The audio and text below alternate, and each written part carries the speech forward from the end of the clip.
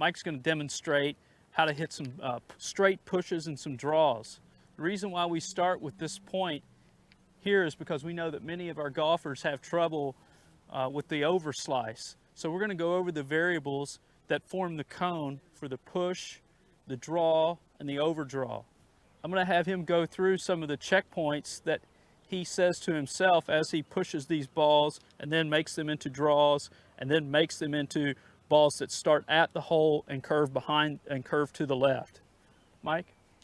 Well, to start with, we're hitting a straight push, and the first thing I need to do is aim the club face to the right of the target to allow the ball to start over to the right. Correct. Now, I think it's important to say right there that the golfer needs to understand that the ball's initial start direction is controlled by the angle of the club face.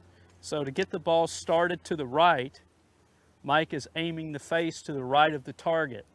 We want to make this distinction here that when the golfer hits the ball and the ball slices, that it's not because the face is too open, because these balls that Mike draws here in just a second are going to have the face open to the target. Okay? So you know, the balls that slice are the balls where the path of the club actually comes across the open club face. The balls that start out to the right and draw, the face is pointed to the right, but the path goes further to the right. That's how the ball starts out to the right, the open club face, and draws, the path going outside of that. Okay, Mike, walk us through the rest of it, please. Okay, so the first thing I do is aim the club face to the right to establish a start line. I don't want this ball to cut, so I have my weight further forward. The ball has to be put back in the stance further, and the handle of the club now is further forward as I put the ball further and further back in my stance. As I do this, I just have to make sure the face is aimed to the right of the target to allow the ball to start to the right. Okay, and this brings up a very important point here that we discussed previously, and that is the point of tangency. And Mike, when you set up here, your swing on the ground looks like an arc, correct? Correct. And what you said was to make this ball start out to the right, you did what? You aimed the club face open to where you wanted the ball to start, is that correct? Correct. Okay, and as you did that, you said that you moved your ball back in your stance and moved your weight forward. Guys, this is the critical piece. This is how Mike is hitting outward at the ball. As he moved his ball back and his weight forward, in effect what he did was move this point of tangency in his swing further forward, so that when Mike hits the ball, when he comes in, he's able to hit the ball before the club reaches the farthest point outward in its swing. So he's always going to hit out at the ball. Correct, Mike? Correct. So Mike could swing here all day with his weight on the front and his ball on the back and hit out at the ball. Correct, Mike? Right. No balls will cut. No balls will cut. However, what would happen if you move the weight back, Mike? If you move the weight back and the ball forward, this point of tangency would move now back behind the ball. Mike's swing would be cutting across the ball when the club reached the ball. That would impart a path that was going to the left and make it difficult for any ball to do anything but slice. Okay? Now, Mike, I'll move these clubs here for just a second. In a lot of our clinics that we do, I think it's a powerful illustration to actually see the balls fly. So what we've done is we've got some equipment for you to actually watch the ball fly when Mike's hitting these balls. This is a critical component for the learning. So as Mike hits, we're going to superimpose some pictures for you so that you can see the curve and watch the demonstration. So again, Mike's going to pick up, he's going to narrate how he's curving these balls, and we're going to start out with some straight pushes, Mike? Yeah, straight pushes with a square stance. I'm going to just aim the club face to the right, move my weight a little bit forward, ball position goes back, handle of the club stays forward. So he's going to hit out at the ball with an open club face, correct, Mike? Correct. Okay.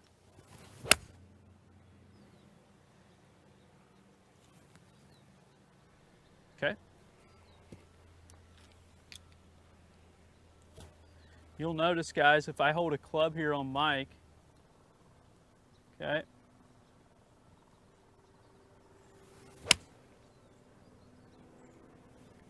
very good. I'm going to watch this one with everybody here, Mike. Go right ahead.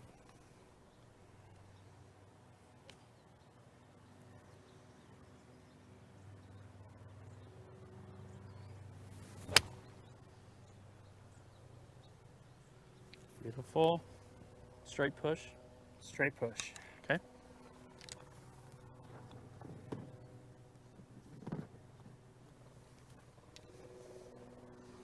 Another straight push, Mike.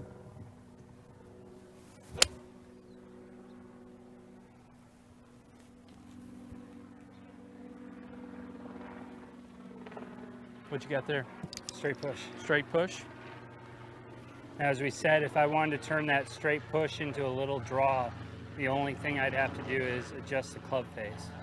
Okay.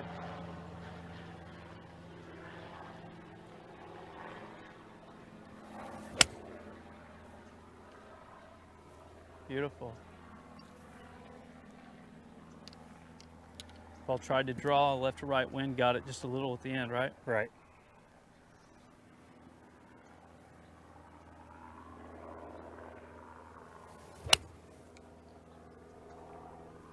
Beautiful.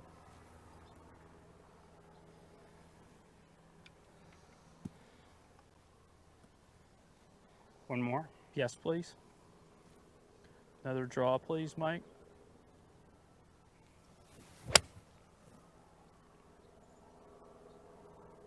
Beautiful. Let's do one more, just a little more side tilt. On the backswing. Mm-hmm.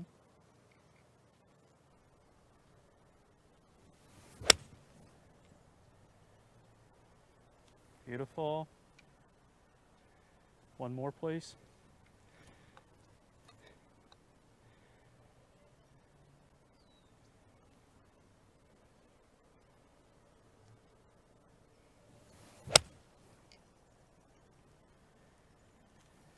Tiny overdraw, a bit of an overdraw. Okay. One more time.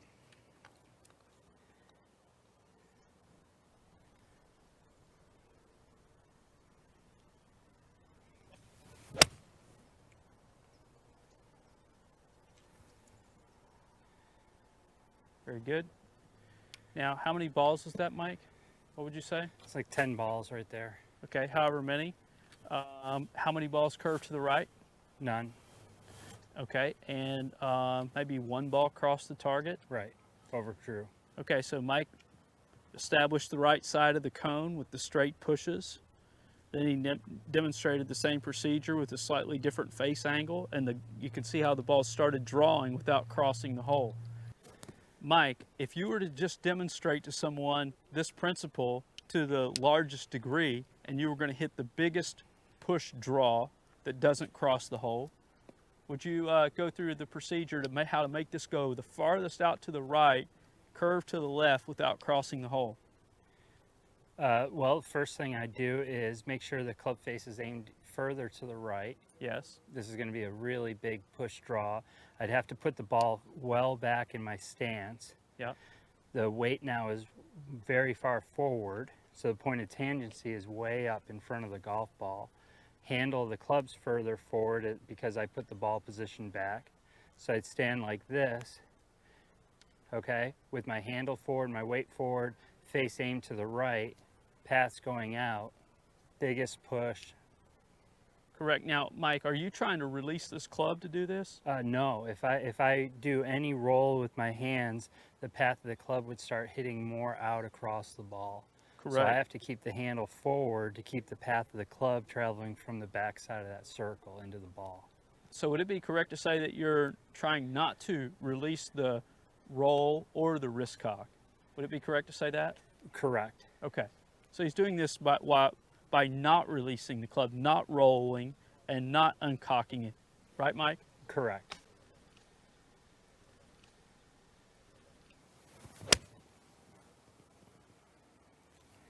Well, that was a boomerang there, Didn't cross the. but it didn't cross, right? Okay, one more time, please. I'm going to walk back here. Another big one, please, Mike. Biggest push draw.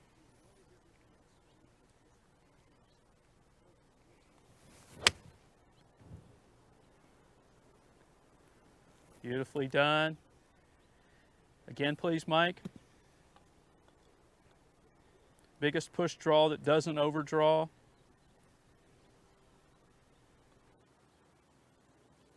Ball's back, face is open, handle's ahead. Line of compression goes out. Big push, big draw.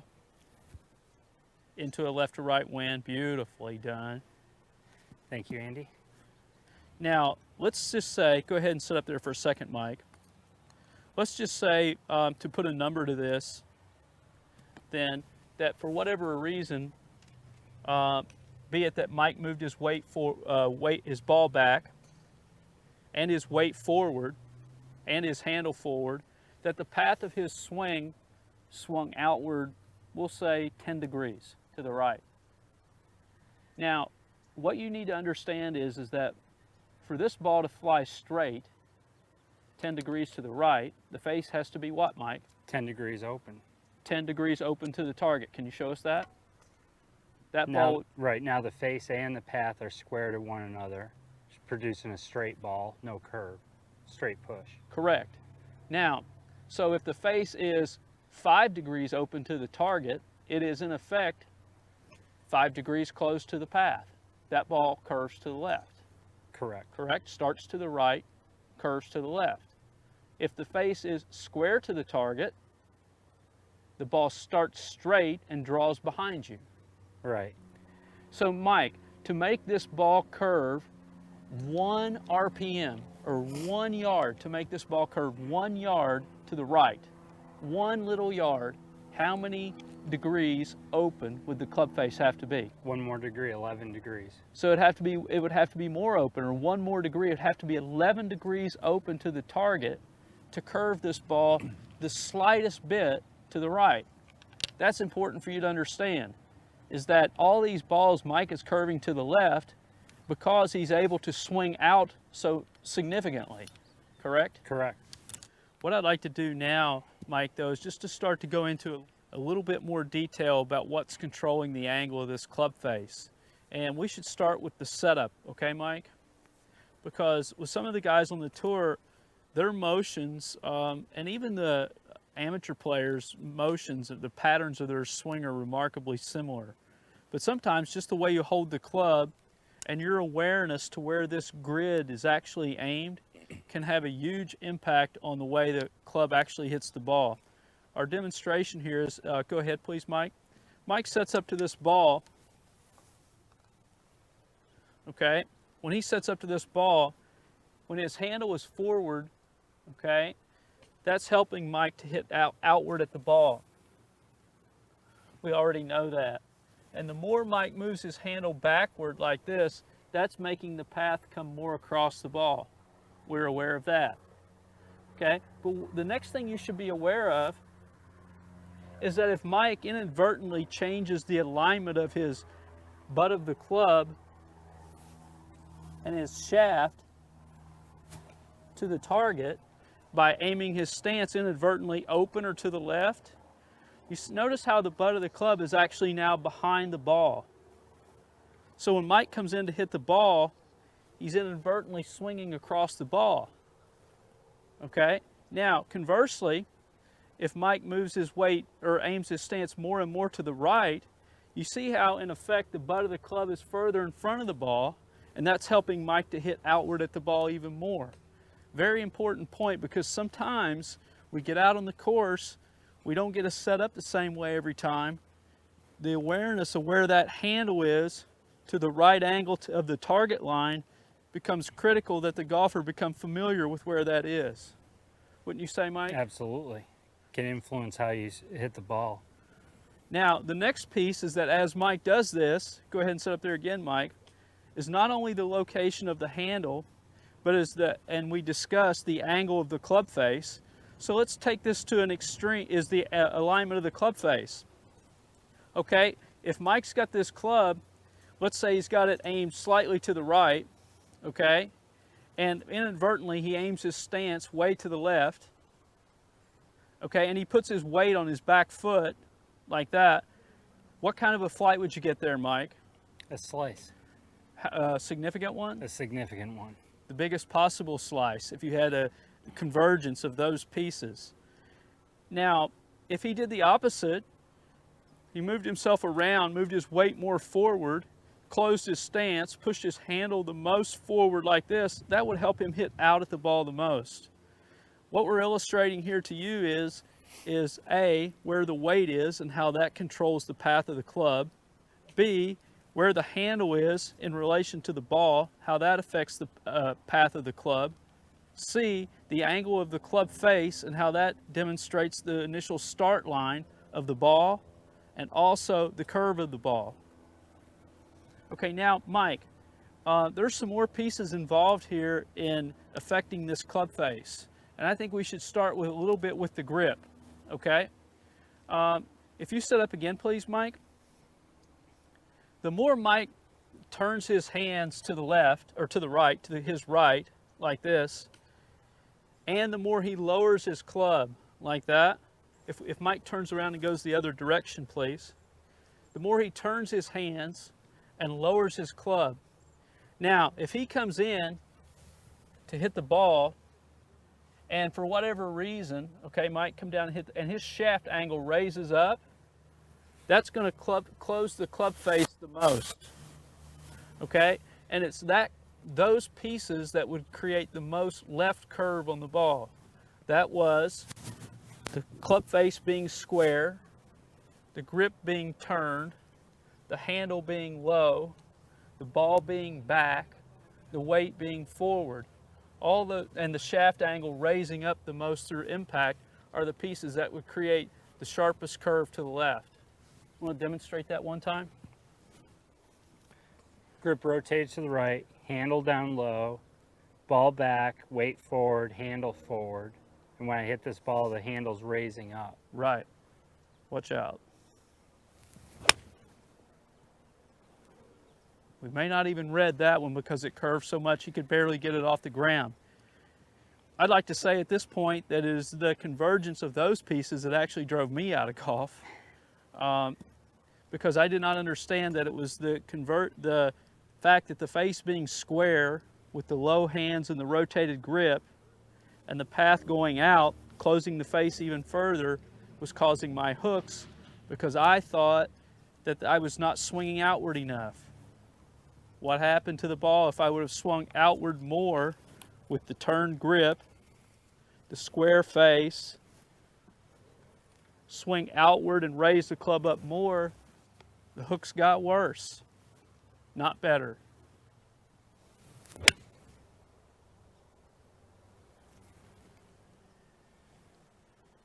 That ball's got some curve.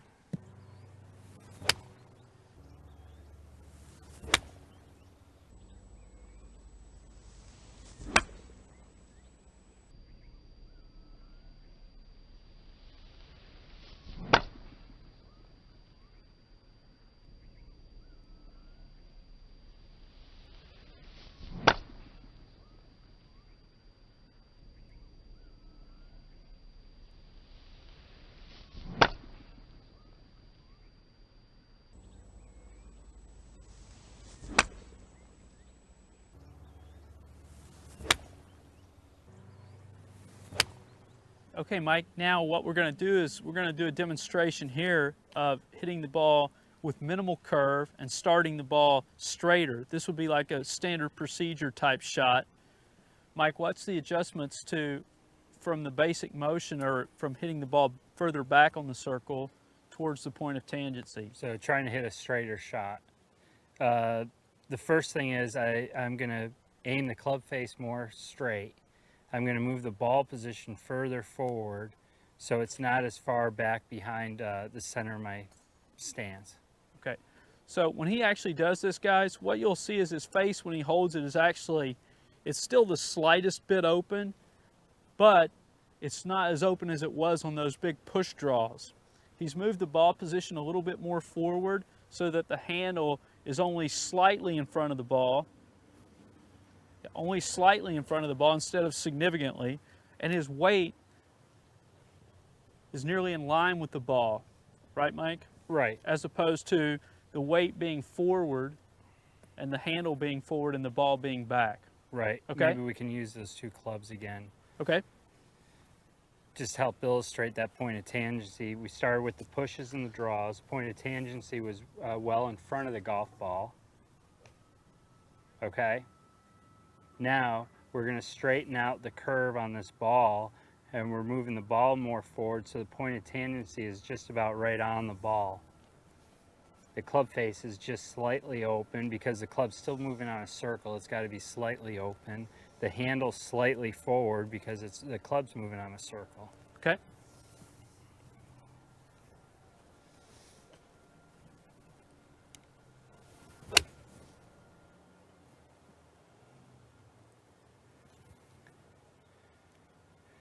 Very straight.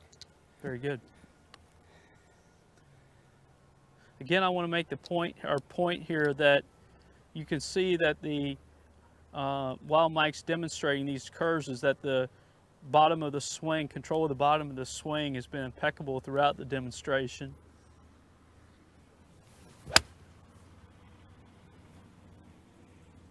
Beautiful.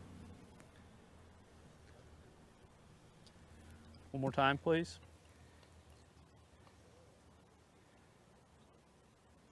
Again, I moved the ball more up in my stance, so it's right. My weight is right on the point of tangency with the ball.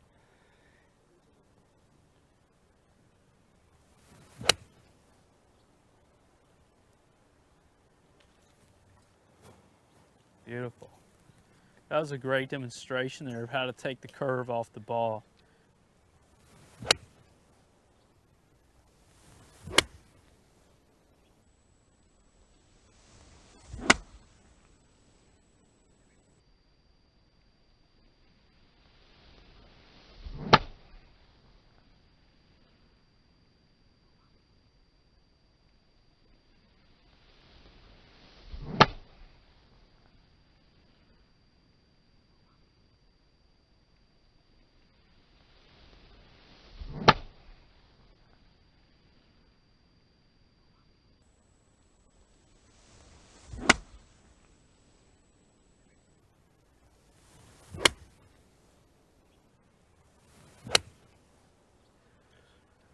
We just discussed the variables involved in hitting out at the ball.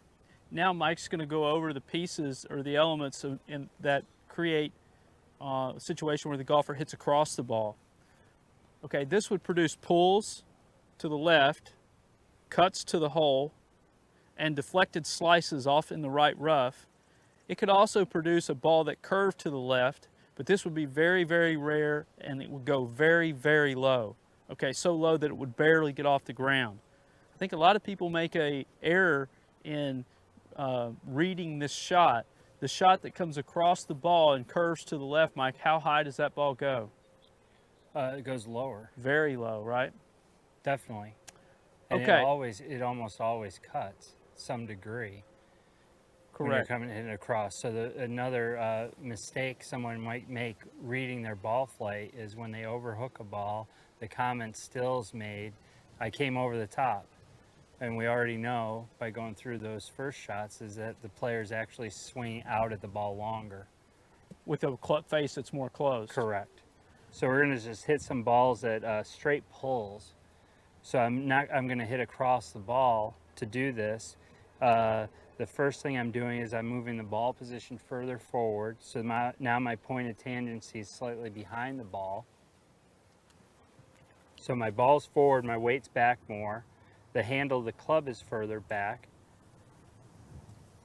My club face is aimed further to the left. So I'm going to try and hit a straight pull here. My face is aimed to the left where I want to pull this shot.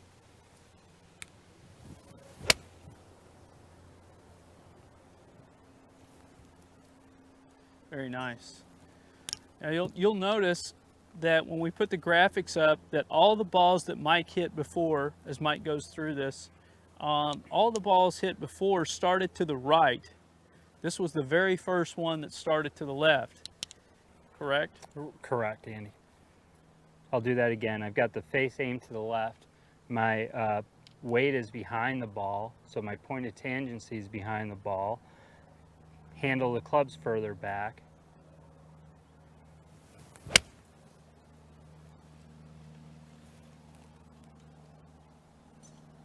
Another straight pull. Do that one more time, please, Mike.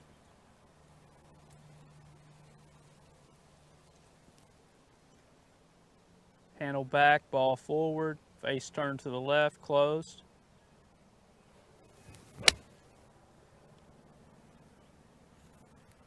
Very good.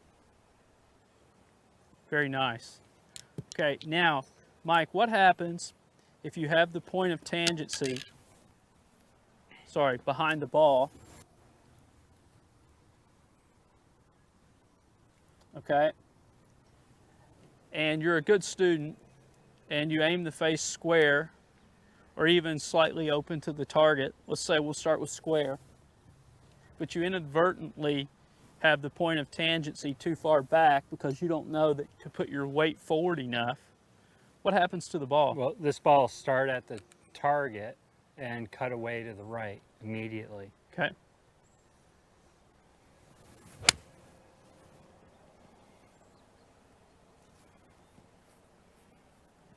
High slice. High slice, that's like an epidemic in golf. Our point here is that golf instruction has taught people to, all the golf lessons, the golf books, the golf videos, has taught people to shift their weight back. The amateur golfer, without the perspective of how fast the professional moves forward, the amateur golfer moves his weight back like this, doesn't come forward fast enough, inadvertently swings across all the balls. They aim the club like they think they're supposed to, square to the target, so the ball starts straight and slices into the right rough. Our point is that, and we've said this before, if all the golf lessons and all the golf videos and all the golf books ever given told people to shift their weight to the front on the backswing and simply to take the hands inward, then the masses of people, the golf population as a whole, would be doing what to the ball, Mike? They'd hit the ground further forward and they'd draw the ball. They'd push and draw the ball. We would have a golf population, if anything, that was biased towards drawing as opposed towards slicing.